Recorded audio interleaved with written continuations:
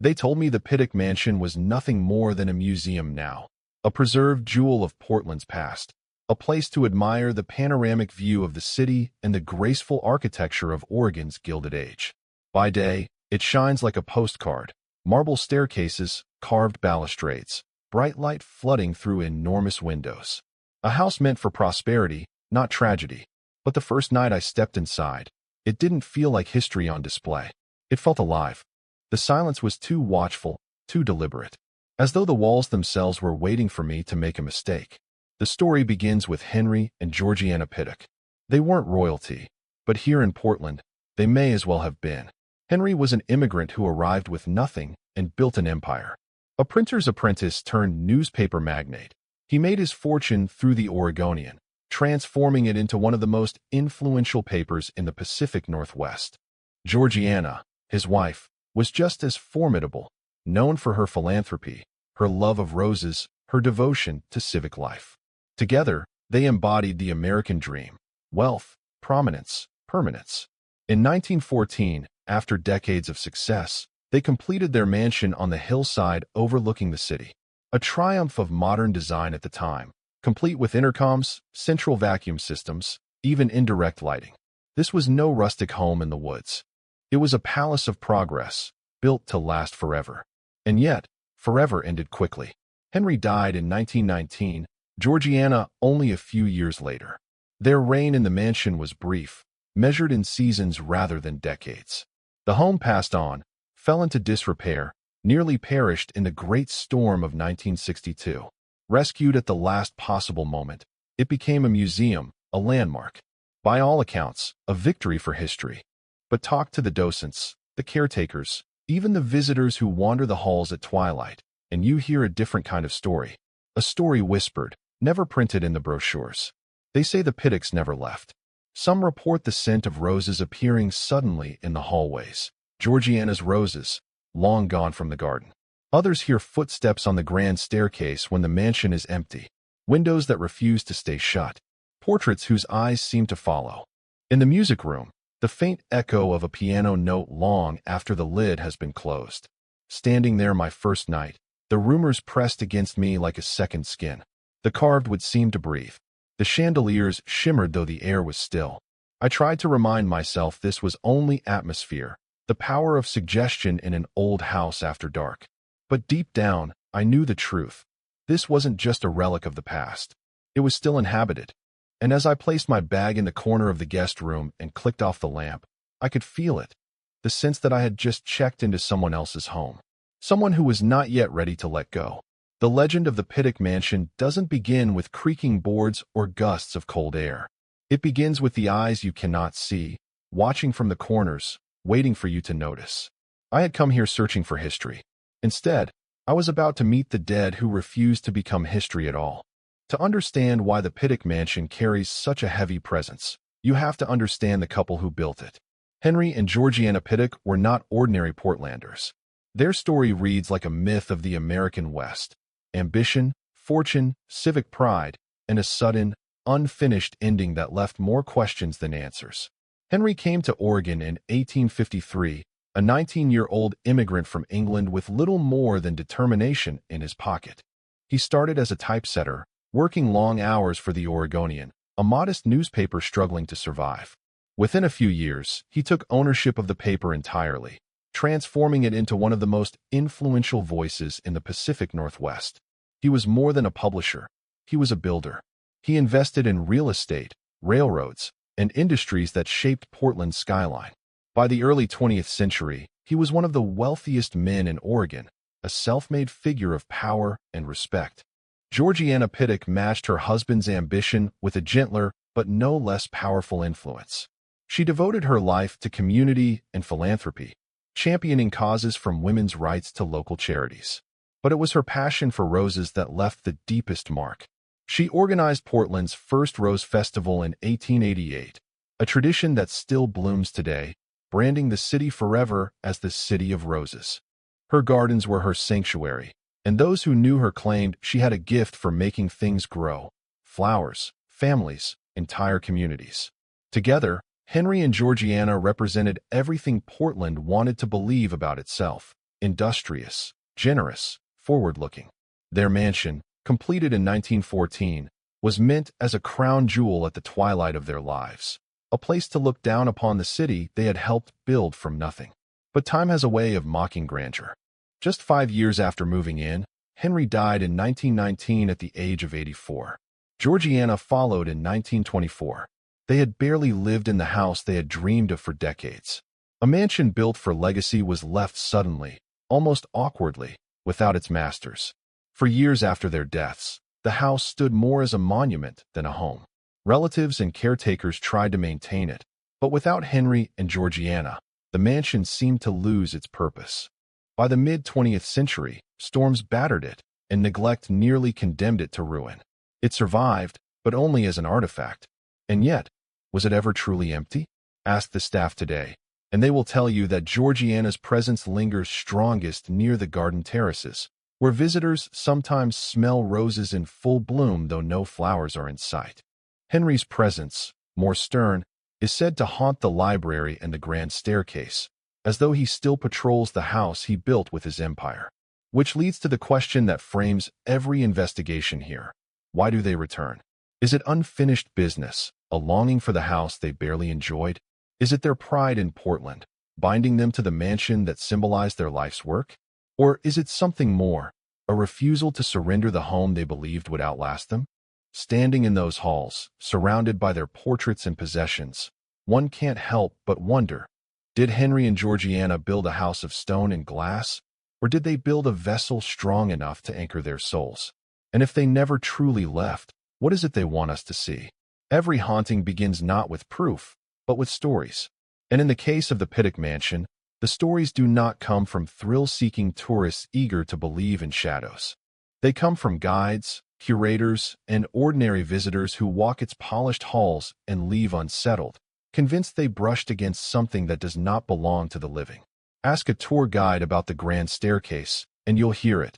The sound of footsteps when the house is empty. Not the casual creak of an old floorboard, but the deliberate rhythm of a man descending step by step, as though late for an appointment. Sometimes you hear them behind you, one docent admitted, her voice dropping as if confessing a secret. You turn, expecting another guide, and the stairs are empty. Others tell of a scent that drifts without warning through the rooms. Roses. Sweet, strong, undeniable. The mansion has no fresh flowers on display, no open windows, and yet the fragrance lingers, especially near the garden terrace, where Georgiana once tended her beloved blooms. Visitors pause mid-tour, looking around, bewildered.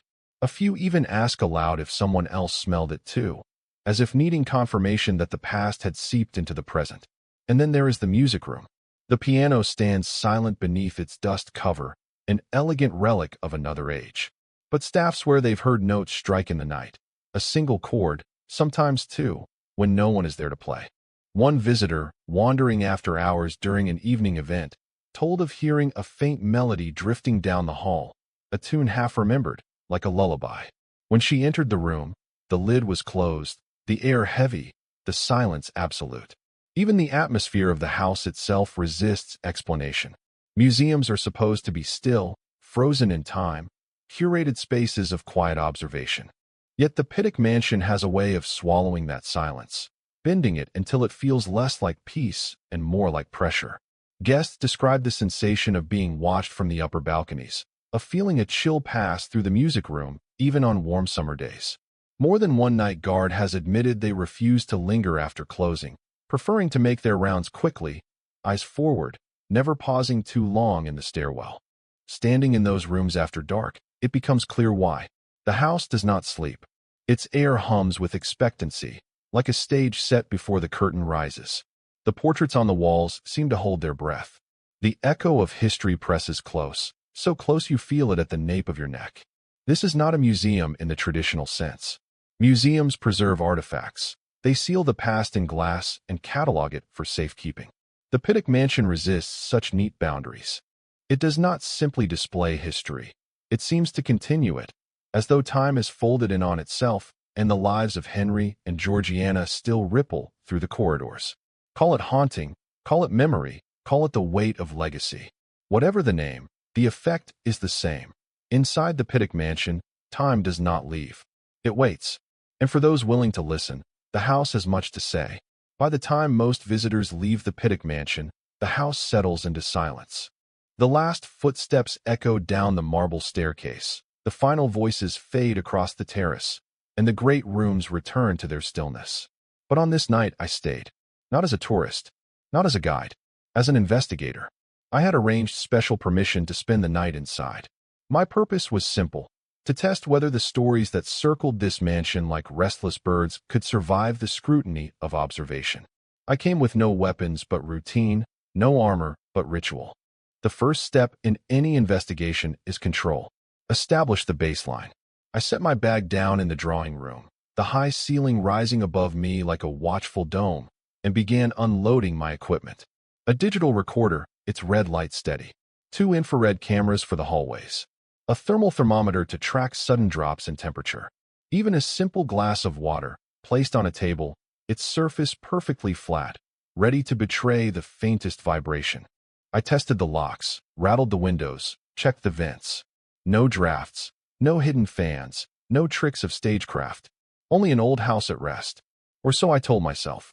But as I moved through the rooms, the atmosphere shifted. The air was colder in the library than the rest of the mansion, though no windows stood open. My thermometer flickered several degrees lower, dipping toward 58. I noted it down, forced myself to continue. Control, I reminded myself. Always control. In the music room, the piano loomed under its cover. I lifted the edge, pressed a key. It rang, clear and sharp. I let the cover fall back. Moments later, as I walked away, I thought I heard a faint resonance still humming in the air, longer than any string should vibrate. Back in the staircase hall, I placed a second recorder. The marble steps stretched upward, their railings gleaming faintly in the lamplight. I stood for a moment in the hush, listening. Nothing but my own breathing. Yet when I replayed the tape a few minutes later, I caught something else. The faint scuff of movement, as though a shoe had dragged across stone. By midnight, I returned to the room where I planned to keep watch. I arranged the cameras, angled toward the hallway. I left the water glass on the nightstand. My notes lay open beside me. That was when I noticed it. The chair I had pushed flush against the wall when I arrived now stood slightly turned, as though someone had sat in it and risen quietly. No one else had been here. At least, no one I could see. Then came the draft. A cool sweep of air brushed my neck. I checked the windows, locked. The door shut tight. The thermometer confirmed it. A sudden drop of 10 degrees in less than a minute. The glass of water rippled, a single concentric circle spreading outward. I steadied my recorder, whispered the time, forced my voice to sound firm. Yet inside, I knew the rules had shifted. This was no longer a museum. It was an inhabited house, and I had just been acknowledged. The Pittock Mansion was designed to impress, but one room outshines them all: the panoramic hall, with its broad windows stretching across the hillside. By day, it delivers a breathtaking view of Portland, the Willamette River winding through the city like a silver ribbon, Mount Hood rising ghost-like in the distance. It is easy to imagine Henry and Georgiana standing here in silence, watching their city bloom beneath them, the empire they helped to shape unfurling into the horizon. But at night, the view changes. The lights of the city glitter below, a constellation scattered across the valley, but inside the hall the glass turns reflective, transforming the windows into enormous mirrors. You cannot simply look outward. You are forced to look back at yourself, your reflection suspended between present and past. It was here, standing before those windows, that I felt the house begin to close in. The first sign was a sudden current of cold air that slipped across the room. It wasn't a draft. I had checked every window, every vent. The chill was directional, focused, like someone walking past me. The thermometer confirmed what my skin already knew. The temperature had dropped 10 degrees in less than a minute. I stood still, waiting. The silence deepened. My recorder caught only the faint hum of electricity, no footsteps, no voices. Yet the feeling of being observed pressed harder than before. Not casual, not accidental, intentional. And then I saw it. On the far wall hangs a portrait of Henry Pittock. By daylight, it is a proud likeness. The newspaper magnate in his later years, stern eyes and dignified posture. A man who had conquered both business and society. But in the reflected glass of the window, the portrait seemed different. For a brief instant, the figure in the frame appeared less like paint on canvas and more like a silhouette standing behind me. The face seemed sharper, the eyes following not the city, but me. I turned quickly, heart hammering. The portrait was unchanged, motionless, silent. Yet when I glanced back at the glass, the faint outline remained, not in the painting, but in the reflection itself. A tall figure at my shoulder, indistinct, watching. I snapped a photo, though I knew the lens could betray me. Technology is useful, but haunting rarely obeys its rules. When I checked the image later, it showed nothing unusual, only myself, the glass, the distant city lights. But the memory of that presence clung like smoke. I lingered longer than I should have, staring out at Portland. Down below, life pulsed on. Cars on bridges, lamps in houses, the quiet rhythm of a city that had no idea of the eyes gazing down from this hill. And I thought of Henry, the man who once stood here night after night, surveying his domain.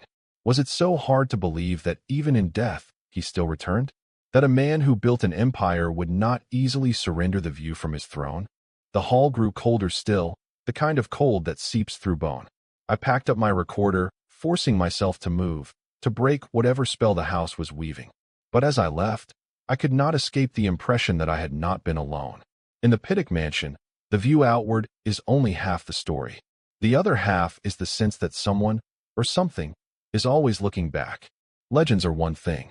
Tourists whispering after twilight tours, eager to spook themselves, can be dismissed as imagination. But when the staff of a place begin to confess their own unease, people who spend years, even decades, inside these walls, the story takes on a different weight. The Pittock Mansion is kept alive not only by the history it contains, but by the caretakers who polish its banisters, open its doors, and guard its silence. And many of them will quietly admit, they are not alone here. It often begins in the gardens. Georgiana Pittock's gardens were once her sanctuary, and today docents still say her presence lingers among the terraces. Sometimes the smell comes suddenly, one groundskeeper told me, eyes flicking toward the hedges as though even speaking of it might summon her. Strong roses. Sweet. It doesn't matter the season. Winter, spring, doesn't matter. You walk through, and for just a moment you're surrounded by roses that aren't there. Others describe the sensation of being accompanied. A volunteer recalled kneeling near a flower bed only to feel a faint brush at her shoulder, as though someone had bent down beside her. When she looked up, the path was empty. I like to think it's Georgiana checking on her roses, she said with a nervous smile. But it never stops making my heart race. Inside, Henry's presence is said to dwell most strongly in the library. Guides describe books shifting on their own, heavy tomes found open on the table in the morning after being locked away the night before. It's like he's still reading, one archivist whispered, running her hand across the spines. Or maybe still editing, like a publisher who can't put his work down. One curator told me of the unsettling sense of surveillance in that room. I've been here 20 years, she admitted, her voice low, and I still don't linger alone in the library. It's the feeling of being watched. Not casual, not fleeting, direct, as though someone is standing in the corner, waiting for you to notice. Even the most skeptical staff members concede that the mansion has moods. Some mornings it is serene, filled with light, the city below sparkling as though the house itself approves. Other days it feels heavy, resistant, as though the walls are thick with a silence that doesn't want to be disturbed. And then there are the confessions made only when trust is earned. A night guard told me he had once sworn to never believe in ghosts. Yet after hearing footsteps cross the marble foyer at 2 a.m, footsteps that began near the locked front door and ended just outside the library, he no longer laughs at the stories. It's not that I'm scared, he said finally. It's that I know I'm not the only one here. What struck me most was not the details of each encounter, but the tone in which they were delivered. Not theatrical, not eager to shock, but quiet, hesitant, as if these experiences were burdens carried rather than tales embellished. The staff live alongside the Pittock shadows every day, and even after years, some admit they still haven't grown used to it. In a place like this, habit never conquers presence. You can polish the wood, lock the doors, guide the crowds, but the feeling remains. Georgiana tending her roses. Henry guarding his books. The mansion remembers its owners. And perhaps, in some way, it refuses to let them go. Up to this point, I could still pretend control. I had my instruments, my notes, my explanations. Drafts, acoustics, suggestion, the arsenal of the skeptic.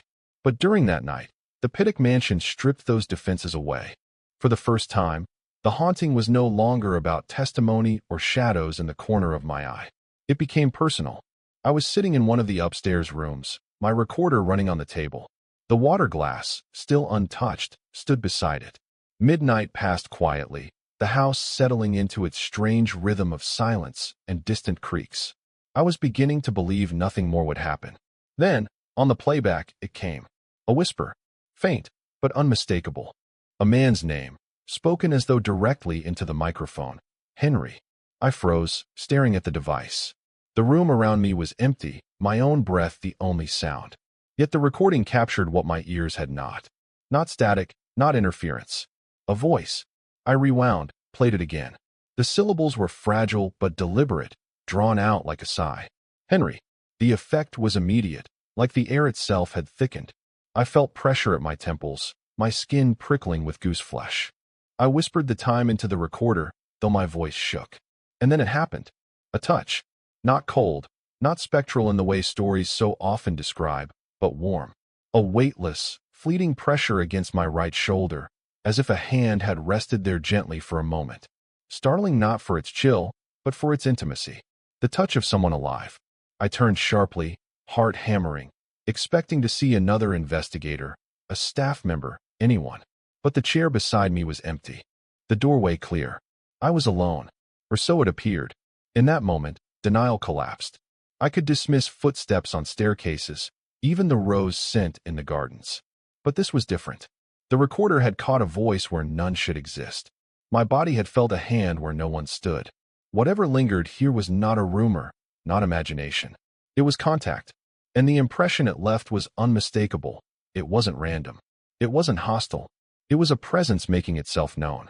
Henry, whose name echoed on the tape. Georgiana, whose touch seemed to brush my shoulder. The two owners of this mansion, long buried but still present. It struck me then that this was not a house abandoned to memory, but a house still occupied. The Pittocks had built their dream at the height of their lives, only to enjoy it for a handful of years. Why should we assume death compelled them to leave? Perhaps, for them, the mansion was never meant to be temporary. The thought was not comforting. If they were still here, then every step I took, every note I scribbled, every breath I drew was within their walls, under their watch. I was not an observer. I was a guest. And like any guest in a home still inhabited, I had to ask myself, what do the hosts want? The whisper gave no answer. The touch only deepened the question. But one truth had become clear. The Pittocks had not left. To walk the Pittock Mansion today, polished and pristine, you would never guess how close it came to vanishing forever. Its survival is often attributed to civic pride and preservation campaigns. But among those who know its deeper story, there is another belief, that the mansion was spared not by chance or effort alone, but by the unseen hands of its original owners. The first blow came with time itself. After Georgiana's death in 1924, the mansion passed through relatives and caretakers, but slowly began to decline. By the 1950s, neglect set in, and whispers circulated that the once glorious palace would collapse into ruin. Then came the disasters. The most notorious was the Columbus Day storm of 1962, one of the most violent windstorms in Oregon's history. Gusts toppled trees across Portland, roofs were torn away, and windows shattered. On that hill above the city, the Pittock Mansion was battered mercilessly. Shingles ripped free, glass imploded, whole sections of roof gave way. Standing in its aftermath, many believed the house could not be saved. But the final threat arrived in 1965, when a fire broke out. Accounts differ as to how it began: faulty wiring, a spark from maintenance work, the careless act of a visitor. What is certain is that flames clawed through the upper floors, licking at the timbers, threatening to gut the structure entirely. Firefighters, exhausted and pessimistic, doubted they could salvage much more than a charred shell.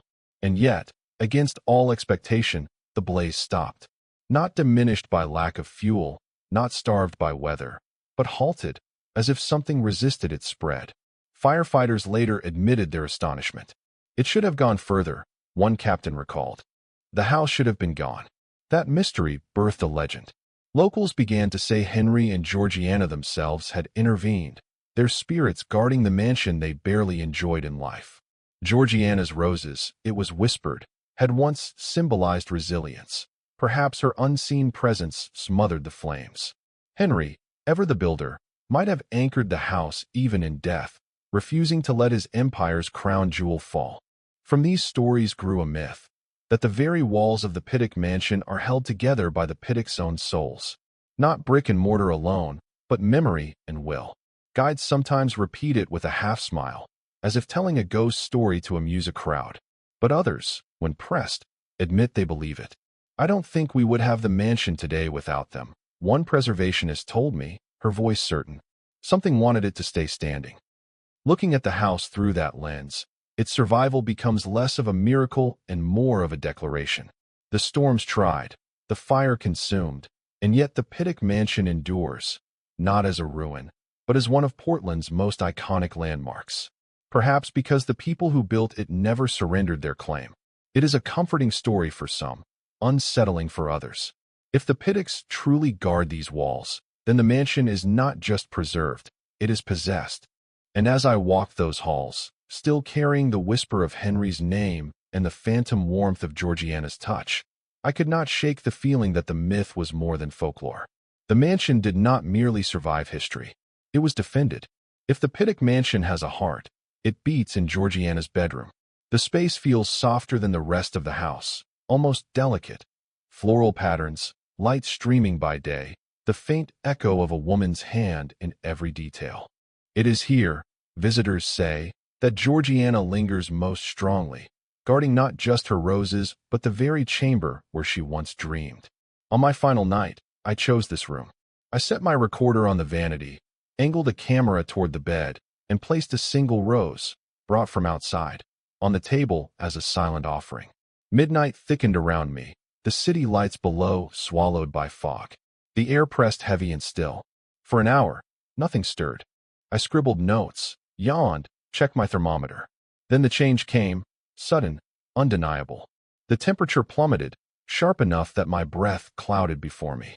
The rose trembled though no draft stirred the curtains. And then, in the corner near the mirror, a shadow coalesced. First faint, then forming. The outline of a man, tall, shoulders squared, presence commanding. Henry. Beside him, softer, luminous as though shaped from breath itself, came the figure of a woman. Her form glowed faintly, her features blurred, yet unmistakably feminine. Georgiana. The room held its breath. I felt mine catch in my throat. They did not move toward me. They stood together, side by side, as if rooted in the place they had claimed a century ago. And then came the sound. Not loud, not distant, but close, intimate, threading the air between us. A whisper, in unison, two voices layered over one another. We are always here. The words sank deeper than sound, vibrating through the floor, through my chest. It was not threat, not comfort, but certainty. My hand shook as I reached for the recorder, but before I touched it, movement drew my eye. The rose I had left on the table quivered once more. Then, before my eyes, it slid across the polished wood. Not toppled, not pushed by gravity, drawn. It stopped at the table's edge, balanced impossibly for a moment, then was gone. I searched the floor. Nothing. The flower had vanished. The camera whirred quietly. The recorder's red light blinked, but I barely noticed. My attention was fixed on the two figures, their forms steady, their gaze fixed not on me, but on the room itself, as if reaffirming possession. Slowly, inevitably, their outlines dissolved back into shadow, then into nothing at all. The silence that followed was deeper than before, almost reverent. I sat frozen, pulse racing, every defense stripped away. Skepticism could not explain a whisper recorded on tape, a touch felt on skin, a rose erased from sight. And now, standing before me, two silhouettes had delivered the truth no docent's tale or archival record could provide. The Pittocks never left. Their presence was not rumor. It was declaration. When the room finally warmed again and I found the courage to breathe, one thought remained. sharp, and unshakable. This house was never mine to investigate. I had been a guest in a home still fiercely occupied.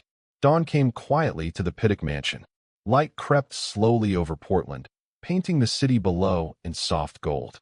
From the windows, the view stretched wide and eternal, Mount Hood standing clear against the morning sky.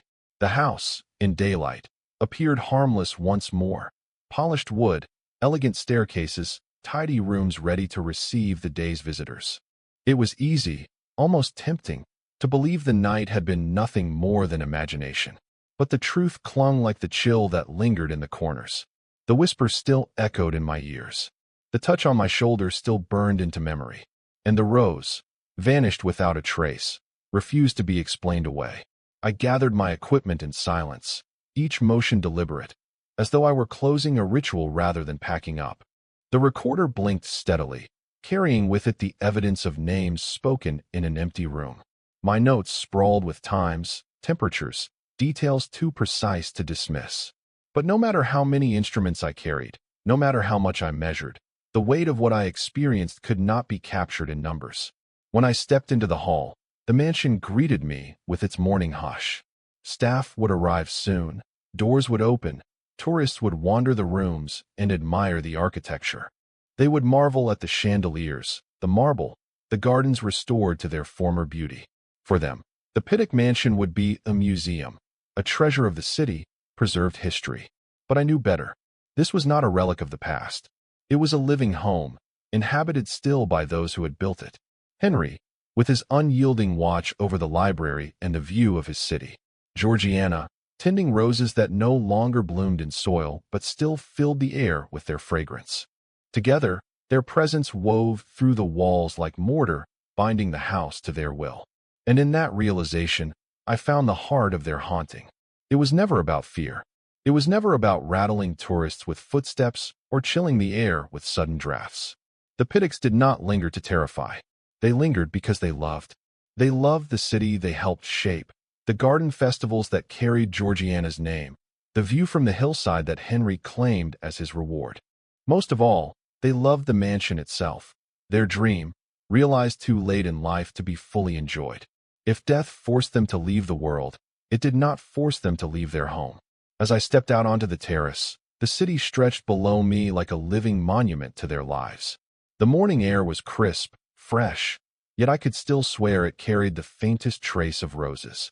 I paused, closed my notebook, and spoke aloud though no one was near. I understand now. This isn't a museum. This is your house. The silence that followed felt like acknowledgement. The Pittock Mansion stands today not because of preservation campaigns or lucky escapes from storms and fire, but because its owners never truly abandoned it. They remain within its walls, guardians of their dream, welcoming or warning depending on how one chooses to enter. For me, the haunting was not horror but history, replayed endlessly, stitched into the fabric of the mansion itself. A reminder that some legacies are too strong to fade, that love can outlast the body, and that certain homes are never truly empty. The Pittocks are still here, and perhaps they always will be.